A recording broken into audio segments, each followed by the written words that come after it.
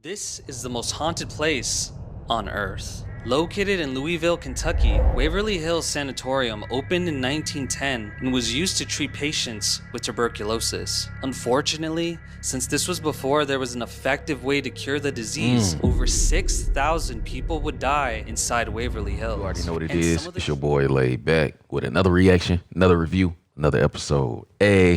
Haunted places. You up to bat. Blah.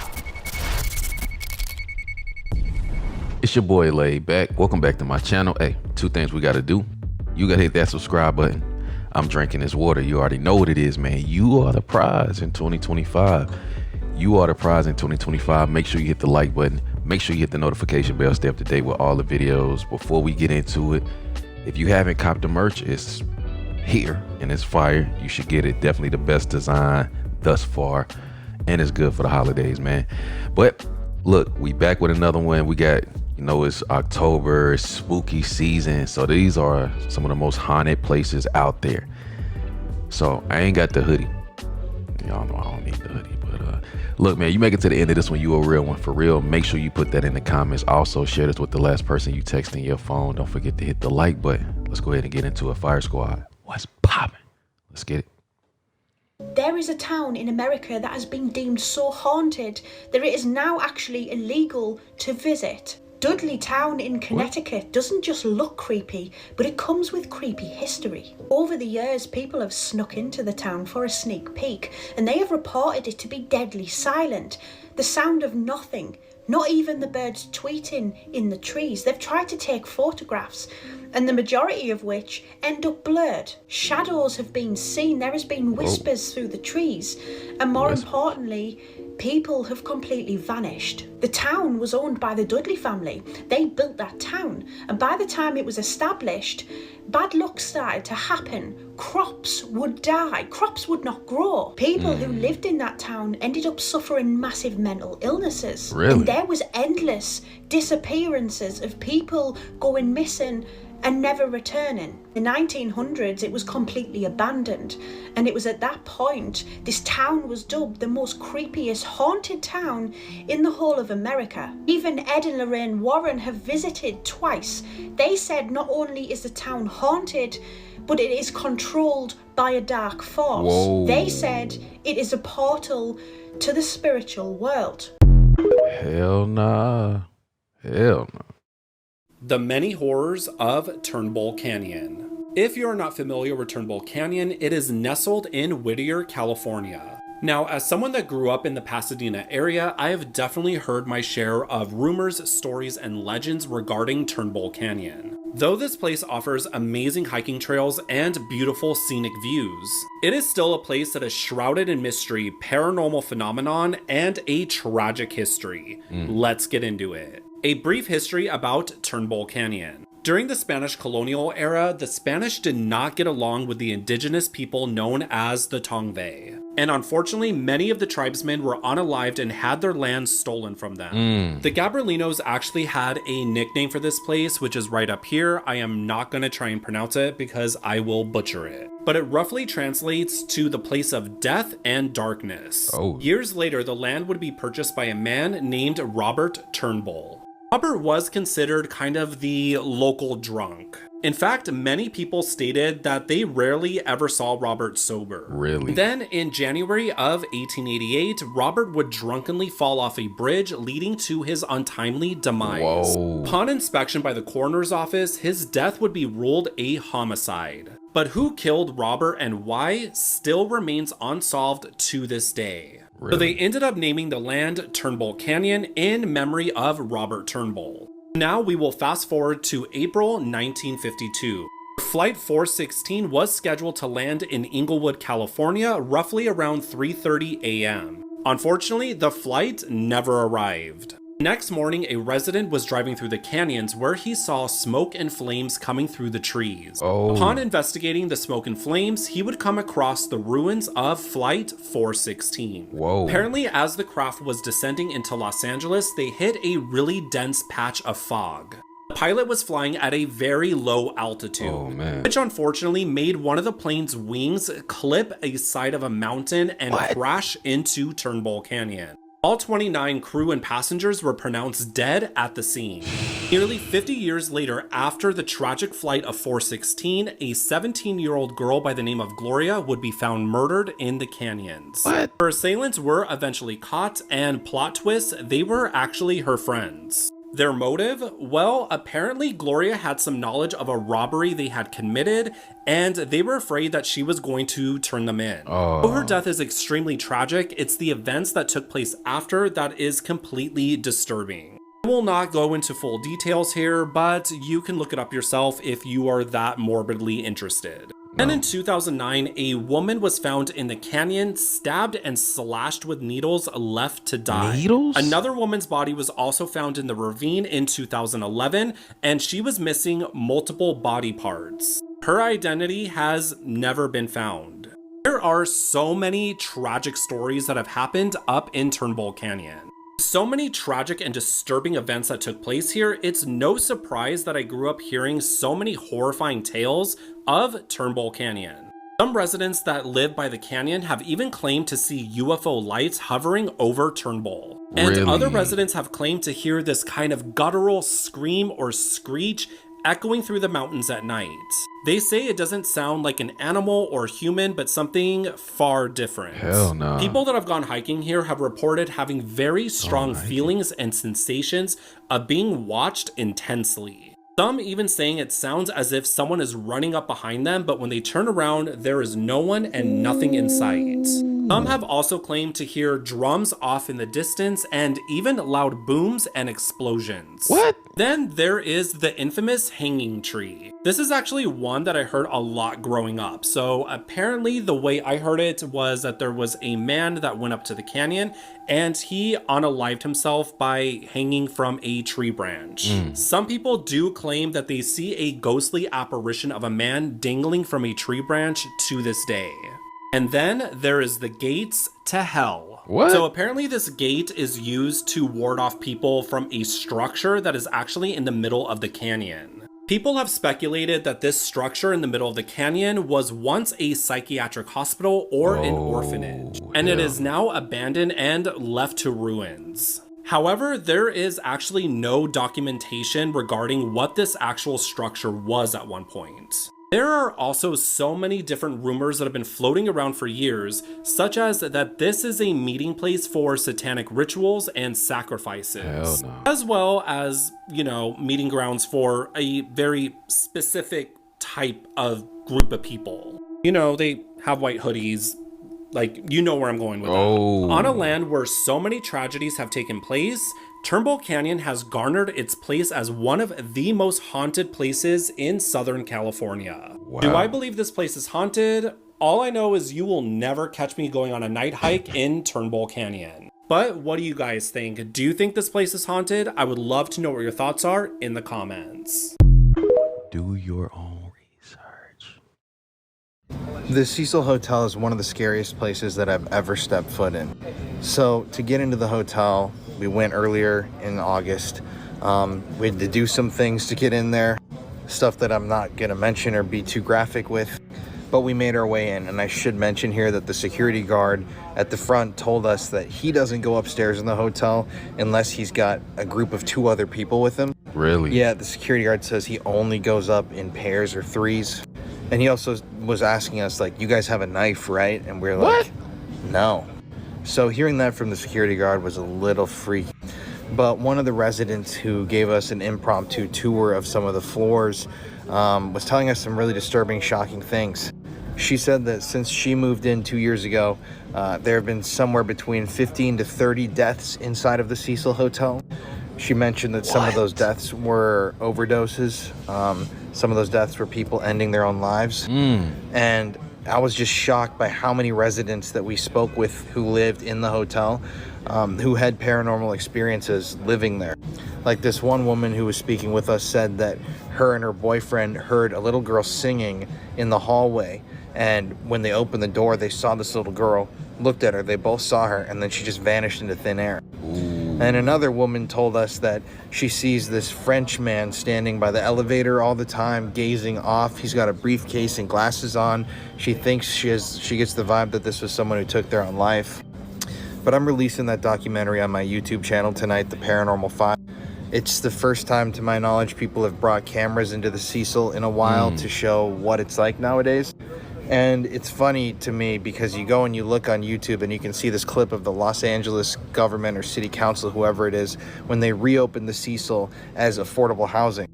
And the halls were pristine. They were talking about how they're going to really crack down on this place and they're going to do their best to provide so much. They're going to, put their best foot forward and help out those individuals that are being placed in the hotel. And when you're in there, it's not like that. There is a major lack of management there. I talked to a police officer from my video who told me about how many phone calls they get a day. 2, he said, a day from the Cecil. There is violence. There were women that were telling me about sexual assaults that happen in there. People telling us about gangs that control floors that will stab you if you hear the wrong thing. What? It's truly like a place I have never been in my life. And in my video, I compare the Cecil Hotel, in my mind, to a character in its own horror story, almost like the Overlook Hotel in The Shining. Because seriously, if you examine all of these incidents, all of the strings of people that took their own lives in the Cecil, the people who were murdered in the Cecil, the bizarre deaths, just all of the crazy violent stuff that is not death related. I'm talking about attempts to end people's lives that are never, talked about. I'm talking about overdoses, of which there are probably thousands in the building. Really? And yeah, it's absolutely unbelievable in there. It seems like the Cecil itself is this entity, and not a good one. It's really like a vortex of energy, and really, it was crazy. So if you want to see all that footage that we captured, it's going to be on my YouTube channel, The Paranormal Files, this evening. And yeah, just know that everything you've read about the Cecil, everything you've seen about the Cecil, the documentaries you've seen about the Cecil, it may seem negative to you and it may seem a little spooky, but I can confidently tell you, as somebody that travels to places like this all the time, I've just recently on this trip, I've been to 11 different haunted, abandoned conspiracy locations in England. That place is pure evil, and there is something in there that I cannot put my finger on, that I don't know if it's compelling people to do terrible things, or it's influencing people's emotions, or what it is, but it's really like the hotel is alive. And if you watch the footage, you will see proof of that. Anyways, just felt like I would share that because, yeah, it was crazy. That sounds nuts, man. This is the most haunted place in England, and you may have been here without even realising. The London Underground is supposedly one of the most haunted places on Earth. Aldgate Station is, well, no exception. This station was actually built on top of a plague pit, with thousands and thousands of bodies right under the tracks. What? This place is supposedly so haunted that there is even a staff logbook for ghost sightings. Like, no what? way. In this station there has been countless ghost sightings from people that work there and people just travelling through it. So if you ever go to Aldgate Station, keep an eye out. Hell nah. On top of a... What do you think is the most haunted place in the world? The Conjuring House. We spent a week there this last year, and it completely changed our lives. What was the real story behind The Conjuring? There was just generations of families that lived at this place called the Old Arnold Estate. I think it was deeded in like the 1800s sometime. And basically, it was on the ground of the bloodiest war per capita in the United States. So tons of people died there. The land was just set because of that. A whole lot of trauma. In the movies, there's like this witch that curses everybody and attacks everything. That's not necessarily true. What really made it famous is there were these ghost hunters back in the day, or they're demonologists named Ed and Lorraine Warren. And so they came to the Rhode Island house to investigate it on Halloween night, did this seance where Carolyn Perrin and a family of like 5 levitated, got flung across the room and was speaking in tongues and stuff like that. Basically, she was possessed by something. We got the opportunity to interview Andrea Perrin, and she thinks that whatever medium was controlling the situation brought in something evil, trying to figure out why it was haunted, like opened up some sort of portal, and that's why possessed her mother. And what we found out, not to spill the beans, it's actually not a super dark energy at all in the house itself. There's a trickster in the basement who likes to play games on people, but it really is like less evil than everybody makes it out to be. Really? But they levitated. That's crazy.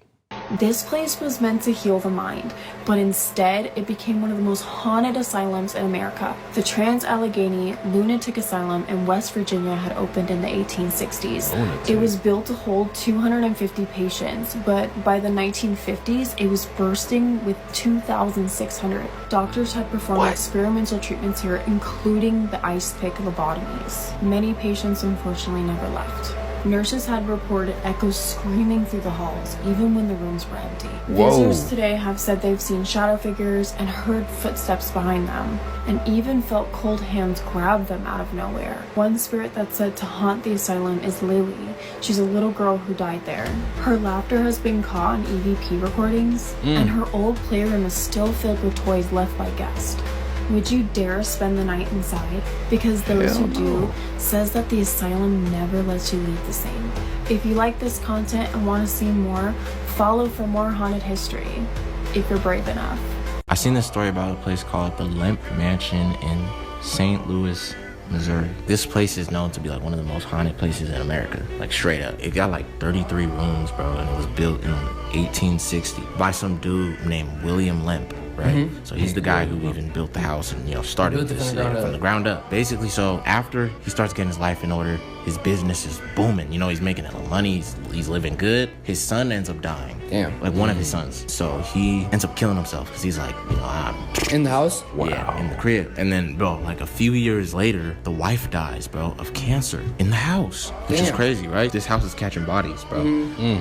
That's 3. Like, that's already 3. And then, bro, in 1922, William Lemp Jr., like one of the sons, he's in the crib, like he takes over the house. He ends up, for some reason, they don't even say why, he ends up shooting himself in the same room his dad did. Oh, shit. And then like a hella later in 1942 or some shit, Charles Lemp, and he's basically the son William's 3rd son, he finds out that his son shoots the dog in the basement. Oh, shit. He's so shook, like, what the hell? He ends up killing himself in his room. Where his dad and his... I'm assuming. And his other family member killed himself? Yes. Why did they go to that room? I don't know. Is it something attracting them to it? I don't know. That's crazy. Yeah. But and then I guess like the same year.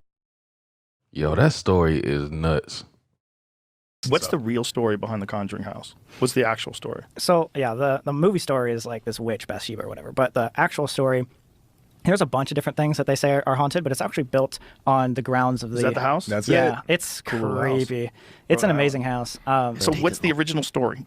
So the most famous we'll get to, but like it's built on the same grounds that the King Philip's War was fought on, like right at the beginning of United States and everything. So the main people that haunt that are like 7 dead soldiers that this little girl always kept seeing in the walls, and thus it started manifesting more to the entire family. So this family called the Perrin family bought the place in like I think 1972, and for 10 years they said they would see these figures, these soldiers walking around, like their beds would shake, they would get scratches, like, and it kept getting worse over the 10 years. And the crazy part is it got to become famous because of like the final day that like changed it all. They wanted to do like an exorcism on the house because I think, who was the mom Perrin? Whatever. Caroline or something? Carolyn Perrin. Yeah, Carolyn Perrin was getting like really bad. Like she would have things happen to her every single day. Furniture would move, all these sort of things. She was getting like really rash with everything. So she brought in these demonologists to her. Ed and Lorraine Warren. If you've heard of them before. They're like the... They cut them smooth off. Known as Alabama's most famous ghost town, Old Cahaba was Alabama's first permanent state capital. Today, it has been recognized as one of the most haunted places in the world. What was once a thriving river town was abandoned after floods, disease, and hardship left it in ruins. Today, moss-covered gravestones, brick ruins, and restless stories are all that remain. One of the most famous legends is known as Pegue's ghost. When Colonel Pegue was killed during a battle in Virginia, a mysterious orb showed up near his home site. Today, it is still seen where his house used to stand, appearing and disappearing without warning. But he is far from the only spirit said to remain here. Visitors report seeing full-body apparitions wandering through the streets, hearing children laughing, and even hearing voices echoing through the cemeteries. Even during the day, the experiences don't stop. People have reported cold spots, hearing footsteps, and the overwhelming sense of being watched. 2 nights out of the year, every October, Cahaba hosts haunted history tours that fill up almost instantly. This offers brave souls the rare chance to walk these ghostly paths lit only by lantern light. There's no denying Old Cahaba's eerie charm. So day or night, believer or not, history or haunting, Old Cahaba never truly rests. Nah, I wouldn't go there. Lanier is a man-made lake in northern Georgia that is also supposedly really, really haunted. I just did a video on Lake Tahoe, and you guys were like, look into Lake Lanier. And so I did, and the history is really, really horrible and really, really sad. So in 1956, the Army Corps of Engineers decided they wanted to build this lake, but in doing so, they had to flood entire towns, including Oscarville, which was once a thriving and predominantly black community. And in flooding the lake, they also flooded a ton of businesses and churches and cemeteries. And supposedly they moved the graves, but some investigative reporting proved that there were hundreds of graves that were never removed. So now when people swim in the lake, they are literally swimming over unmarked, unrested graves. And since the lake's creation, it has claimed over 700 lives. The number rises every year, and it's not just drowning. Like, people have reported boats capsizing for no reason, people being pulled underwater in calm water, and cars driving over bridges veering off into the water for apparently no reason. Many people have reported feeling their ankles grabbed and being dragged underwater, and then when they look, there's nobody there. Locals swear that the lake is haunted by those who were displaced in their resting place and those who never got out, but the most infamous is the lady lake, who is a woman in a blue dress who walks the bridge close to the waterway.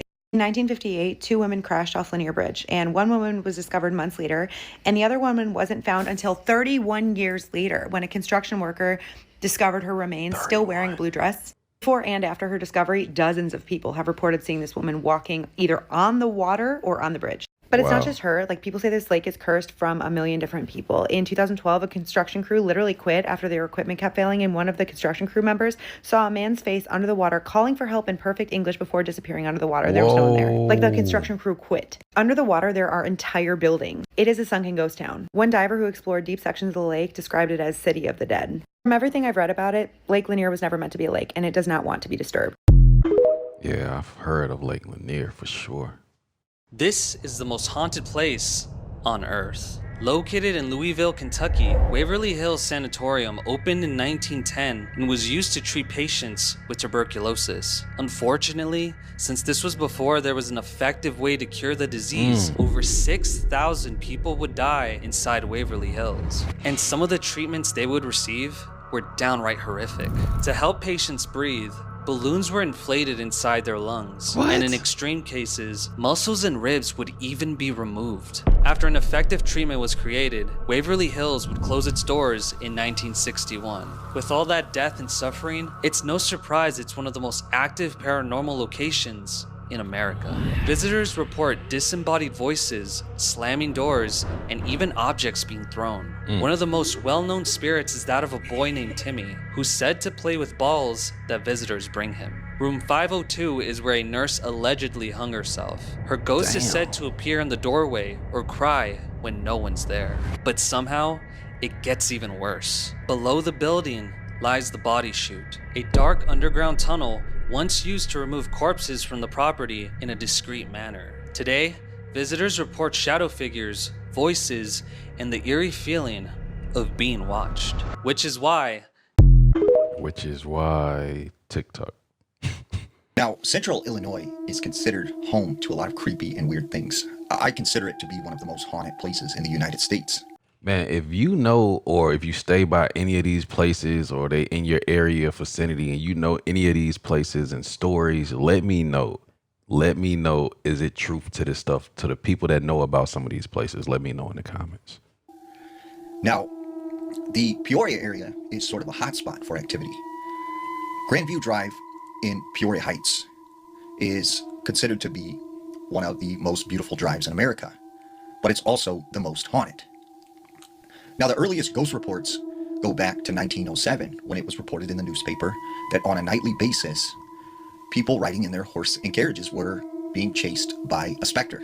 The reports continued much after this, though, that there is a ghost who's seen on Grandview Drive that chases cars.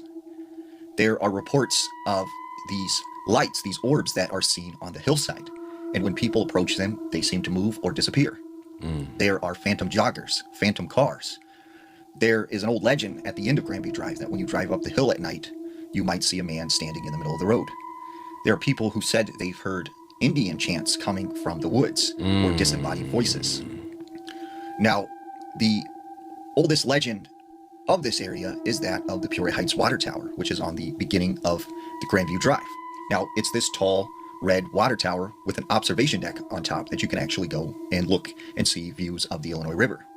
But the story goes in the 1970s, supposedly there was this high school girl who was distraught after her boyfriend broke up with her on prom night. So she went to the tower and went to the top and jumped off the side. It's said that when she fell to the ground, her blood spattered on the side of this tower. And despite efforts trying to clean this, they could not get the blood stain off, so they painted the tower red. Really? Now, there's no documentation to actually prove this story, but still, there are people who report seeing the ghost of a young girl. In fact, I talked to someone who worked at the tower, and they said at night they would have to go up to the observation deck and make sure that it was completely clear. Well, when they go to the top observation deck, they see a woman standing by the ledge. And when they go to tell her it's closing time, she simply vanishes. So after that night, she did not want to go up there at night alone. There are people in the area who've reported they were sitting in the bench and they seen a woman walk by and sort of vanish right in front of their eyes. It's also reported along Grandview Drive of a ghost ship that is believed to be the steamboat, the Columbia, that had crashed on the Illinois River and rivaled the Titanic in people that had passed away. Now, not too far from Grandview Drive, along Prospect, you will find the downtown Peoria Heights area, which there are a lot of businesses located in very old buildings. One specifically is that of Sullivan's, which is considered by a lot of previous workers to be very haunted. Everything from bottles falling off shelves to seeing people out of the corner of their eyes to workers being afraid to go down in the basement. It's definitely believed that this place was possibly built on an old Indian burial ground. Now, we also are home to one of the oldest historical cemeteries in the area, known as the Springdale Cemetery. A lot of Peoria's past residents are buried here, and it's said that they still return to view the beautiful city that they loved.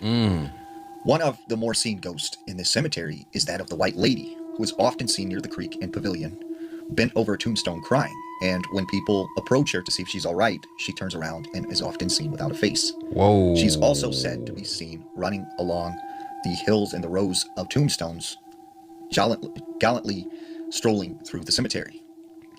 There have been several reports of people seeing dogs that they follow into an area that is the old pet cemetery. There are reports of this black car that's seen late at night driving around when the cemetery gates were locked, and this is known as the Phantom Car. There is a mausoleum that a lot of kids believed if you went there at midnight and you knocked on it, something would not knock back. There are also reports of a pond that is seen in the middle of the cemetery, except no pond exists. However, in the 1930s and 1940s, there was a pond in this exact location, but people have reported swimming in this pond and fishing and, having leisurely activities at night, only to discover there was no pond in the cemetery. But probably the scariest of all the ghosts in Springdale Cemetery is that of the caretaker's ghost, which is said to be seen in the back of the cemetery and chase young teenagers attempting to visit the cemetery at night. Some of the other haunted locations in Peoria are that of Emack and Bolios, which is downtown. Apparently, the old owner who had fell down the stairs one day and passed away is seen in and around this building and often seen late at night. There is another legend known as California Road in Pekin, and many stories and legends have spawned out of this area, but supposedly if you're driving down this road at night, you will see a young woman walking on the road. If you give her a ride, she will vanish, or sometimes she vanishes right in front of your own eyes. The other areas in Peoria that tend to be most haunted is there is an old cabin that is said to be by the river, and a lot of teenagers would sneak there at night and go along these trails. And it is documented that someone had taken their life there and was found by some young teenagers. But people say when you go there, still to this day, you can hear screams, knocking sounds, and people have even been reported being chased by a guy out of the cabin. Now, the Bartonville Asylum, which at one time was this huge facility along Pfeiffer Road. Well, the oldest story is that of... Yo, this dude got all the facts. He got all the facts about this place. A bookbinder who was actually a patient at the Bartonville Asylum, and he was given the responsibility of burying the patients who had passed away. And it said on his funeral, there were all of these people in attendance, and they had witnessed him standing next to a tree, crying as he often did when he would bury the other patients. Whoa. And even Dr. Zeller himself wrote that he witnessed this along with hundreds of other people. Really? And still to this day, people say you can see the ghost of old bookbinder hanging out near the elm tree next to where he's buried. There are many stories that come out of the old insane asylum itself, where people would say they would see nurses walking the hallways. They would hear screams. There was a teddy bear supposedly on the 4th or 5th floor that would move by itself, that no one knew where it came from. But definitely going there at night, you would get a feeling of dread or a sensation that you were being watched. Peoria is also home to many UFO sightings, especially along Grandview Drive and the Illinois River. Most famously, there was a young son and his dad who were driving in their truck one night, just a little bit outside of Peoria, when they seen this bright light in the sky, and they noticed it was following their truck. Well, the next thing they knew, they were near the Quad Cities, and they were going in the wrong direction, and they had no idea how they had got to this point in time. And it was one of the well-known documented reports of alien abduction back in the 1980s. So what do you think? Do you have a ghost story about Central Illinois that you'd like to tell? Man, he had a million stories. I have a ghost story. It's the realest thing I've ever experienced in my life. I collect Native American artifacts. And so my buddy and I, we went one afternoon. We find some stuff. I go home, don't think anything about it. I lived in a cabin in the middle of the woods. Went to bed sober. I woke up, my kitchen window had been unlatched and pushed open. Dude, what? My wife had bought this mirror. And so she and I hung this mirror. We looked at it really good and we were like, okay, good, we go to bed. The next day, the mirror's got a giant scratch across the freaking mirror. Whoa. Dude. So there was 1 week that I woke up every single night at 2:59 on the freaking dot. The last night I woke up, borderline having a panic attack. My heart was racing, I was sweating, and I turned my lamp on, and I put my feet on the side of the bed, and I stand up. When I stood up, something jumped from that balcony to the floor, and it ran through my house. To the point where I grabbed my gun, dude, and I freaking racked that thing, and I freaking vetted my entire house, because it was so real that I was convinced that somebody was in my house. And dude, there was nothing. Whoa. Dude, there was literally... That is the scariest image. This is how specific it was. I heard the wood crack from the hands, the pressure, and then a second of pause, and then... The thud shook my windows. Like a human-sized 1,000%. So we didn't tell anybody about this. And my buddy finally told him. He was like, man, one night I woke up and my dog was barking. She never barks. And he was like, I woke up and I heard a thud downstairs. He said something had opened his freaking Arrowhead case where his, like, the stuff that he found that day was in his Arrowhead case. What? I swear on my life. Hell nah. Jumping from the... Let me tell you why you should never go into places that have heavily demonic activity, being disrespectful, and thinking you can get away with it. I went to Zach Baggin's Haunted House Museum in 2017 with my ex-wife in Las Vegas. This is an 18 and up only, guys, so if you're a minor, don't even try. They will not allow you in. You have to sign a waiver, and on that waiver back then, it stated that whatever happened to you once you left the property, you cannot sue the place for it. Really? You just can't. So once the waiver is signed, you can go in as a group. It's 90 minutes long, guys. We had one guy in the group who is that skeptic, who is that douchebag. I'm talking the douchebag with his hat backwards, sitting there trying to show off for the 2 girls he was with. As we were progressing through this tour, this guy kept cracking jokes, kept saying stupid shit like, I don't know how people believe this. Nothing's happened to us so far. This is what a waste of money. That type of guy. And then cracking jokes at all the other rooms that we were in. Anyways, I had this horrible feeling come over me. And I knew something was going to happen to this guy. Because mind you, I already had things, like I saw things. But that's a different video. If you want to hear that, comment below. Anyways, I tell my ex-wife. My ex-wife said, we got this far. Nothing's really happened yet. Until we got to the last part of the tour. The last part of the tour, the rooms to go in were optional. because the items you're about to encounter were demonic, evil. People have had things happen to them when they've encountered these objects after they've left. Some tour guides refuse to go into certain rooms altogether. Wow. Okay? It is not a joke. These people deal with these things all day for the tour. Anyways, the two girls went into the Dybbuk box room. That was the first room. The real Dybbuk box. I'm talking about the one from the movie. He looked in, and he looked for about 20 or 30 seconds because I was coming up. And I watched him change. I don't know what happened to him. He had his hat on backwards the entire time, but he turned it forward and kept his head down like this. Whoa. I saw fear enter this man's body. Whoa. He went from being this douchebag, show-off, cracking jokes, to being a frightened little boy. He said not a peep. He didn't even look up for the rest of this tour. When I walked past him, he was looking down at the ground when we went into the next room to look at this demonic doll. I saw darkness around this man. Oh. It was like this shroud of darkness. And when I say he was silent, it wasn't just verbally. It was his entire energy that was just quiet. Like something happened. I don't know. But guys, after the end of the tour, him and those two girls were the first to leave. They were gone.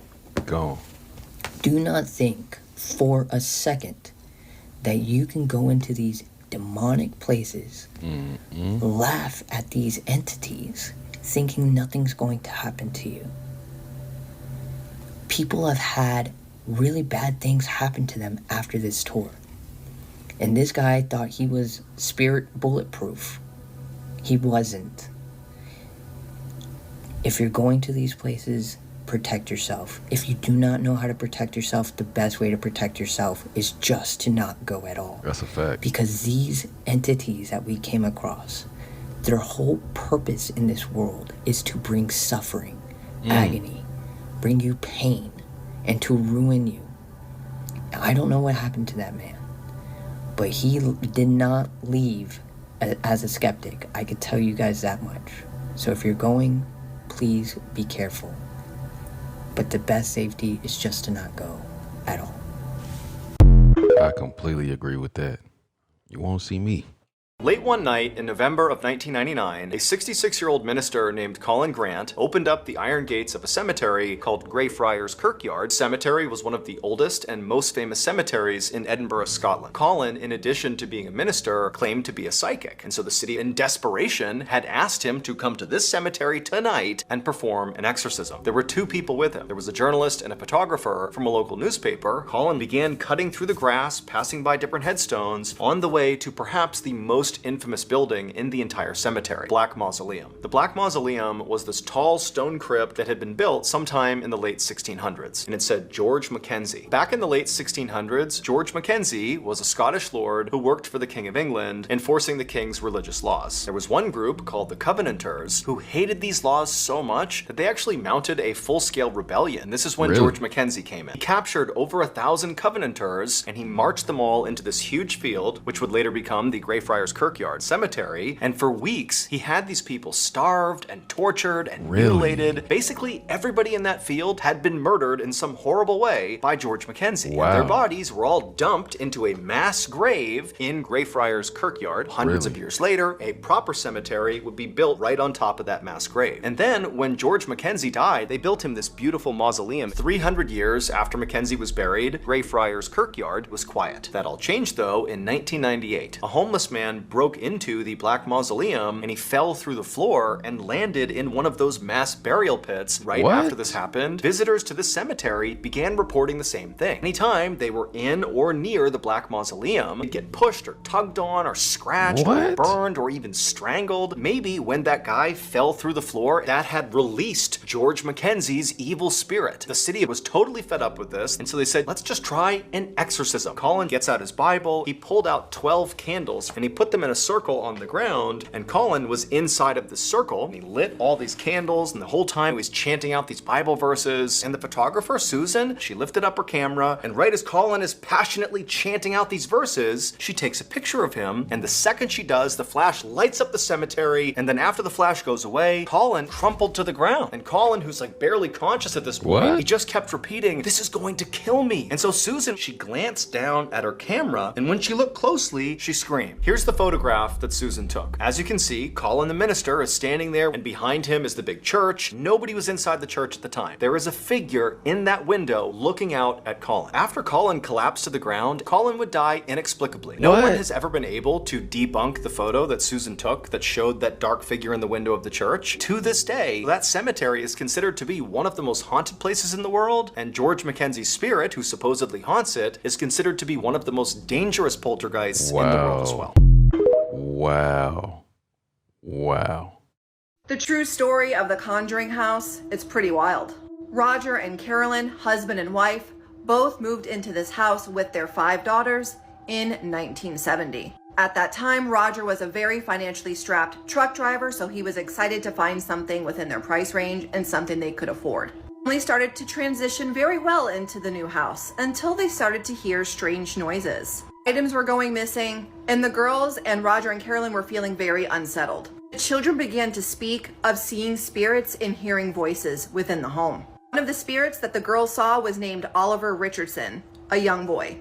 Carolyn, the mother, reported that she would find neatly mounded piles of dirt within rooms that she had just cleaned. No one would be in the house. Meanwhile, Andrea was being tormented by a spirit that had a bent neck. Andrea believed that the spirit wanted to possess Carolyn and also kill the entire family. After Carolyn heard this, she was terrified, so she contacted a local historian who might help her with the history of the house. And that's where they came across Bathsheba Sherman.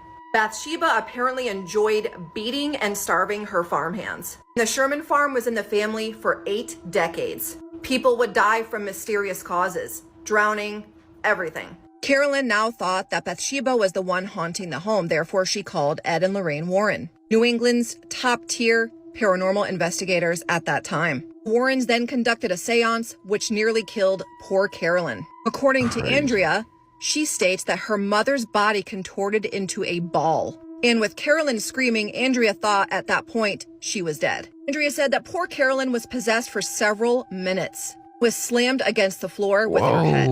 Carolyn was completely unconscious before returning to her former self. Andrea also states that Carolyn levitated in her chair, started to then speak in a language that was not of this world. It was then that the Warrens were kicked out of the house, thinking that it may have been them that stirred up all this craziness. The Warrens actually returned one more time to make sure that Carolyn was still alive. Parent family was actually forced to live in the house until 1980 due to financial reasons. I mean, what the hell? So after hearing this, let me know this. Would you spend the night in the infamous Conjuring House? Let me know in the comments. And let me know if The Conjuring is one of the scariest films you have seen, and follow for more. You won't catch me going there. No, sir. You might not believe this, but park rangers refuse to step foot here after dark. Hidden deep near Stevens Pass, this abandoned railway tunnel carries one of the darkest stories in Washington's history. In 1910, a massive avalanche, known as the Wellington disaster, buried 2 passenger trains beneath a 14-foot wall of snow. Nearly 100 people lost their lives in an instant in what was the worst avalanche disaster in U.S. history. Locals say the spirits of those trapped passengers never left. Hikers report distant voices echoing through the tunnel and shadowy figures appearing along the old tracks, only to vanish when you look twice. When I visited, the air felt heavy, like something was watching me. She a soldier. I don't know why this place is giving me so much anxiety. She is a soldier. All the time. So, would you dare to step inside the Cascade Tunnel after dark? She got balls of steel. She got balls of steel. Did you know Ohio State University is one of the most haunted locations in America? But there's one particular dormitory area known as Wilson Hall, which is the scariest place of all. Now, to start, the university was built on ancient Indian burial ground. But not only that, it's also been pointed out that the school is located in the center of a pentagram, and that the 5 points surrounding the school are actually ancient cemeteries that have cursed the land of the school. And it wasn't until the year 1970 when a male student mysteriously passed away in room 428 in Wilson Hall. Now, we don't know exactly what happened, but we do know that it was under mysterious conditions that this person passed away. And several years later, a female student would soon meet the same fate. She was known to others as being someone that practiced in the occult and liked to play around with energies. And she was also known to play around with something called astral projection. And this is when a person goes into a deep state of meditation and their soul or spirit leaves their body, allowing them to travel wherever they want. And in addition to all that, she was also known to play around with Ouija board. And not long after she moved into room 428, she too passed away. Now, there are many theories about how this happened, but the consensus seems to be that she decided to take her own life. And ever since both of those students lost their lives inside the room, anyone who stayed in there after reported very strange activity. I'm sure. Objects would fly across the room, and students would hear whispers and voices even though nobody was there. The door would often open and then slump shut on its own. And the scariest of all is that there were many people that said demonic faces would appear in the wood grain of the room's front door. And even though the school would change the door to this bedroom many times, the strange faces would continue to appear every time, which, as you can imagine, made all of the students extremely fearful of this one dorm room. And eventually the school took the decision to permanently seal off room 428. Wow. And even to this day, anyone who has attended the school doesn't seem to know exactly where room 428 went. Some say that the door was removed and then sealed up with brick walls, while others say that it was turned into a completely different area of the school. But whatever was going on at Wilson Hall and room 428 was so scary that the TV show Scariest Places on Earth decided to visit the school. So let me know what you guys think. Would you ever stay in room 428? Hell no. No. This doll is so dangerous it is literally locked in a box. You thought Annabelle was bad? She has nothing on bro. He is one of, if not the most infamous dolls in the entire world, and the story will absolutely terrify you. In 1904, this young boy, Robert Eugene Otto, received the doll Robert for his birthday. Now, it was just a normal doll. Nothing was happening until it did. The young boy started coming out with strange remarks and doing really weird things that he would not normally do, and saying to his parents, well, Robert made me do it. Robert told me to do it. He was getting in trouble every single day. He was getting in fights. He was being rude to his parents and just blaming it all on this doll. Until one day, the boy was at home screaming. His parents ran in and Robert was on top of him with a So after this, they got rid of this doll and he is now in a museum in the Florida Keys. This is Fort East Martello Museum in Key West in Florida. Now, a couple years ago, I actually went here and visited this, and genuinely, I've never experienced anything like it. I'm talking, there are grown men in here who are outside going, oh, I'm just going to take a load of photos of him, blah, blah, blah. And let me tell you, when we got in there, all of these big tough guys who were giving it all that outside, no one said a flipping word. Now, if you want to take photos of the doll, you're meant to ask for his permission. If you don't, bad things can happen. Obviously, I did not take any photos because no thanks. And like I say, not a single person in the room did. Now, what happens if you don't? Well, take a look here. These are letters which hundreds of people have written to Robert, literally apologizing for not asking for his permission when tons of bad things have happened after doing it. And there is literally a warning on the box saying, make sure you ask for his permission before taking a photo because, you know, stuff's gonna happen. Now, I didn't take a photo, but the next day after this, no word of a lie, we went on a jet ski tour, we got stuck in the middle of a storm, genuinely could have died. The jet ski flipped in waters full of sharks and it was terrifying. So, I mean, whatever this flipping bloke did, nah. So yeah, let me know your thoughts on this doll. Is it real or is it all just a mystery? Hundreds of letters, people writing to apologize? You know what's the most haunted and most like abandoned towns in America? It's in Connecticut. It's called Dudley Town. And the whole story about the town of Dudley Town is that it's been cursed by like the Native Americans. And a lot of people started seeing these shadowy figures in the woods, like walking around and just like scaring people. And like they will go insane seeing that. Like, a lot of people themselves, a lot of people go into mental hospitals. So the story goes in the early 1900s, there was a family from New York City that went to Connecticut to find a house. They went into this forest. It looked mad nice. They was looking for people to help them build the house, but nobody would build it for them. So they built it themselves. The husband is a doctor in New York City. So he got a call from the hospital that there was an emergency, so he had to come back. He let his wife stay there for the night. So when he came back, he went back into the cabin and he hears like laughter, like some ghost and he sees his wife. She's just curled up in the corner of the room, and like her mouth is wide open, but she's like laughing coming out of her mouth like she's crazy. She's telling him like, I seen shadow people outside, you don't see them? He's like, what are you talking about? So people say that the wife, while she was there, seen something, then she went crazy, just like how the other people from Dudley Town went. Man, this stuff ain't no joke.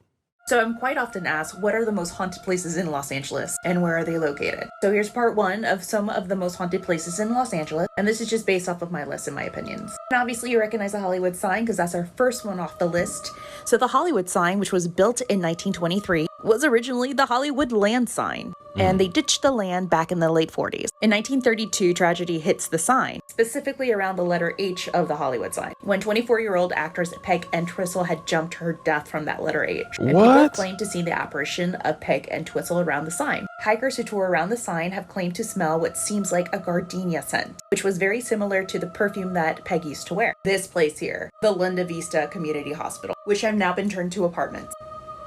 It was built in 1905 and closed in 1991, and it's definitely been the setting of many horror films, TV shows, and even paranormal shows. I've had friends who've worked on film sets here and have also investigated here, and they've seen things that they couldn't explain. Even the new tenants here can confirm the haunting.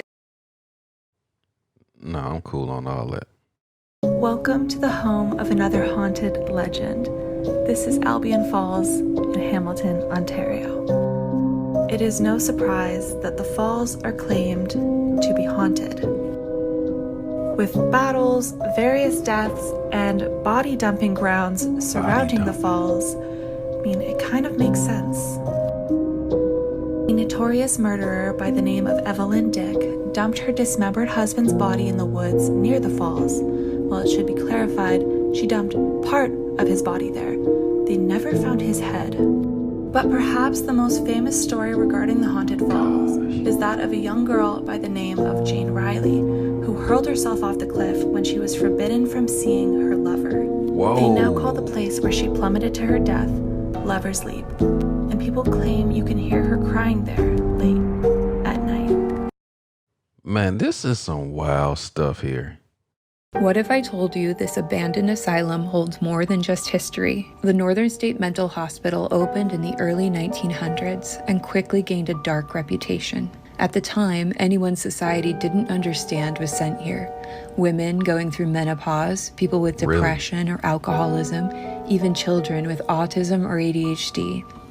Inside, patients were subjected to electroshock therapy and lobotomies. What? More than 1,400 patients are buried in unmarked graves across these grounds, mostly forgotten entirely. Visitors. It's a lot of fuck shit that was going on with these hospitals and stuff like that back in the day when they was doing these surgeries or techniques on people. It's a lot of fucked up stuff that was going on for real. Say they still feel a presence here. Cold air, faint whispers, and shadowy figures drifting between the ruins. After everything that happened here, can you really blame them for staying? Crazy.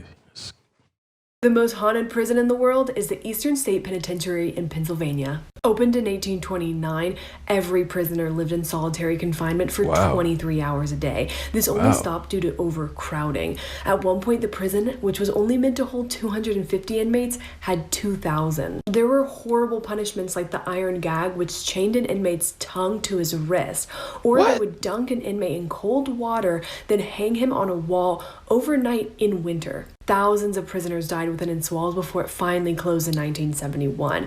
But now visitors see shadowy figures, hear disembodied screams, and have even felt unseen forces grip them. We are in front of room 502. This is purportedly one of the most haunted rooms in the building. They believe that the nurse who worked here, this was a nurse station, hanged herself right outside of this room. It's creepy. We were told that 3 nurses from this ward did die while working here. All of their deaths were written down as tuberculosis related. However, we believe that was possibly just a way to get through paperwork. Because we know at least one of those was, though she did have tuberculosis, we do know her actual cause of death was by hanging. Yes. We even have a personal account that was what had happened. Yeah. So we're going to do some Essence Where was methods. Did we already point out where she was? Yeah, we Right were here. standing right there. Yeah. Right here. This was a different light fixture back Yes. when the actual incident happened. It would have been kind of like a dome sort of light. Right. One of those hanging industrial lights. And supposedly what had happened was the employees that found her came right out of this elevator shaft and she was dangling in front of them. If you know me, you know that I love haunted and historical places, but my favorite place in the world that I love following on social media, and if you're not following them, then I highly suggest that you do, and that is the Myrtles Plantation. And you can follow them on Instagram under the Myrtles. And if you're not too familiar about this location, then know that this location is located in St. Francisville, Louisiana. It's considered to be one of the most haunted places in the US and quite possibly in the entire world. There's been many paranormal investigation groups and investigators who have investigated this location. There's been a lot of TV shows, documentaries shot from this location. There's over thousands of unexplainable accounts, even those of full body apparition accounts that have been captured and seen on this property. But what I love most about their social media is that they have a highlight called Ghosts, and they get a lot of people who visit year round, and they encourage everyone who visits to take pictures and videos. And if they capture something, they ask them, hey, send it to us so we could post it on our social media, or we could verify for you that, you know, what you saw is what you really did see or capture in real time. So let's click on the ghost link real quick. And this was captured on February of 2023. And let me know if you do see it. Oh. Now, keep in mind that that's one of their most haunted objects in the plantation. And let's just say that that little girl actually was not a part of that group. There were no children a part of this group when this picture was taken. So take what you will from it. But the most interesting video that they recently posted scared the bejesus out of me. Just make sure that you keep your sights on the far left corner by the mirror on the black statue that is sitting on the mantle right there. Now, could this be paranormal, or could it actually be a result of some energies that are not happy with the changes that have been made in and around the property, specifically probably by Mr. Bradford himself? But let me know in the comments what you think. Let me know if you visited the Myrtles Plantation, if you've experienced anything. And here's the video. And let us know if you see something pretty cool, okay? I'm going to open this up, and we're going to go to her dining room. And I always tell people, remember this. It's very easy to forget Mr. Bradford, that he built all this, and she added all this. But What am I looking at? His house, she made several changes, and I think you're going to like them. I'll see you here. So y'all make your way and take your time. What the hell am I looking at? It's a bunch of... The old people like the scary stuff.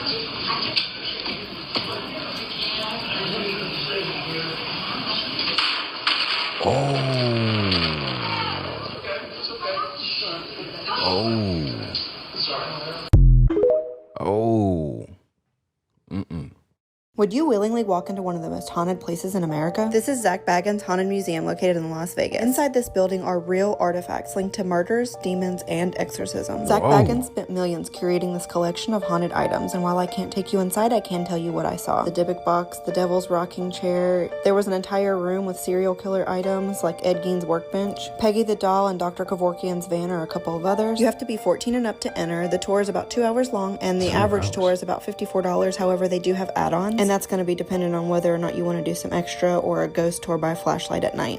And you don't have to believe in this stuff if you don't want to, that's fine. But look at this picture that we took right before we went in. It was incredibly freaky to us to see that right before we walked in.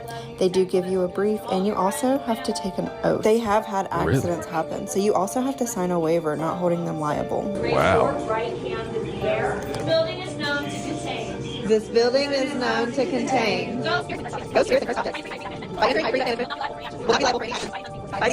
If you like this kind of stuff, this is a must-see. And when they ask who wants to go to the basement, enter at your own risk. But don't take my word for it. Visit for yourself. You gotta take an oath to go in there. An exorcism was performed on this house and it failed. Welcome to the Hinsdale house, the scariest house in all of America. Now, the story of the Hinsdale house is a very, very interesting one. This place is located in Hinsdale, New York, upstate New York, near Buffalo, and there have been a number of tragedies and stories associated with this property.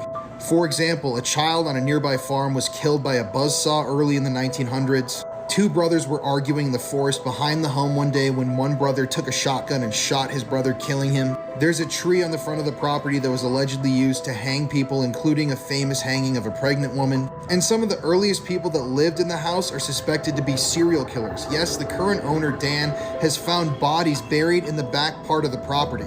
They still haven't figured out who the bodies belong to. They only know that they're there because they've taken out ground penetrating radar and figured out that there were bodies. They're working on getting them checked out and everything. But none of this even includes the exorcism and the possession of the Dandy family. Now, in the 1970s, kind of like something out of The Conjuring, the Dandy family moved into the Hinsdale house. And they experienced all sorts of violent paranormal activity. There would be swarms of bugs that would appear. They couldn't get any sleep. People were getting scratched, pushed, screamed at. And this was such a terrifying haunting that they sought the help of a local priest, Father Alphonsus, pictured right here. Now, he came in and performed what's known as a structural exorcism on the property.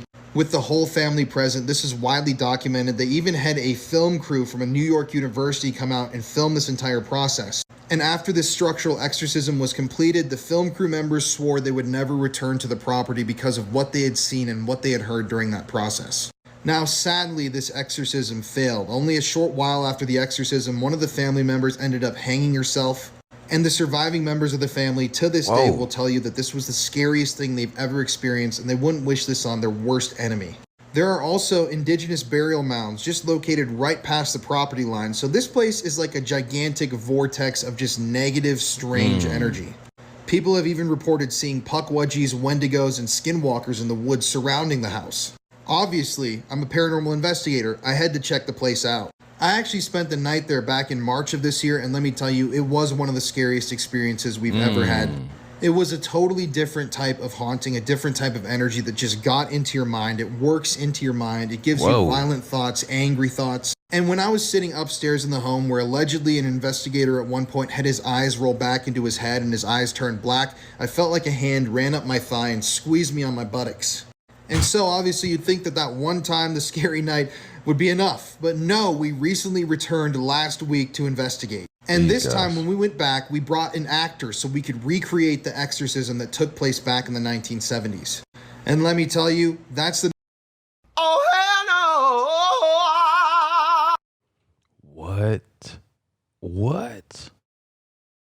Night when all hell broke loose. The full video is going to be on my YouTube channel on Monday, so be sure you don't miss it. Hell nah. Do you know which is the most haunted place in the US? Would you dare to visit one of these? Drop it in the comments. At number 10 is the Crescent Hotel in Eureka Springs, Arkansas.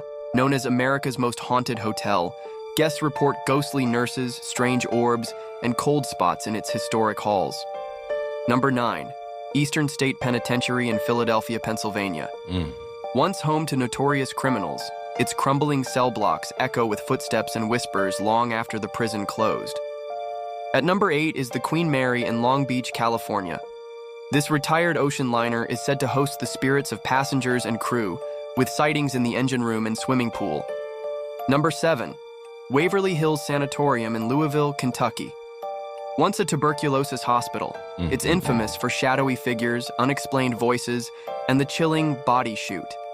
At number 6 is the Myrtles Plantation in St. Francisville, Louisiana. About that one too. Rumored to be built over a Native American burial ground, it's home to tales of murder, mystery, and restless spirits. Number 5, the Stanley Hotel in Estes Park, Colorado. Inspiration for Stephen King's The Shining, it's known for piano music playing by itself and ghostly children in the halls. At number 4 is Alcatraz Island in San Francisco, California. The former prison holds stories of screams, cell doors clanging, and eerie cold spots in abandoned corridors. Number 3, the Winchester Mystery House in San Jose, California. A bizarre mansion with staircases to nowhere and endless rooms, built to confuse the spirits said to haunt it. At number 2 is Gettysburg Battlefield in Gettysburg, Pennsylvania, the site of one of the bloodiest battles in U.S. history, with reports of ghostly soldiers and cannon fire in the night. And at number 1, The Bell Witch Cave in Adams, Tennessee, home to America's most famous witch legend. Visitors claim to hear voices, see apparitions, and feel unseen hands push them. Which haunted location tops your bucket list? Tell us in the comments. Don't forget to like and follow for more content. These places sound crazy, man. All right, guys, that was another compilation, man. That was some haunted locations in America and all over the world. You made it this far, you a real one for real. Make sure you put that in the comments. Like I said, if you live by, near, or know anybody that experienced some of these things in some of these places, drop it in the comments. Let me know your story, what you know about it, or if you just know about the myths and the legends of these places. Let me know, man, because I know a lot of y'all might be familiar with some of these locations, man. So this stuff sounds crazy, and this is spooky season. But look, man, till next time, man, self-love and positivity. Fire Squad, I got you, and you know it. Boom.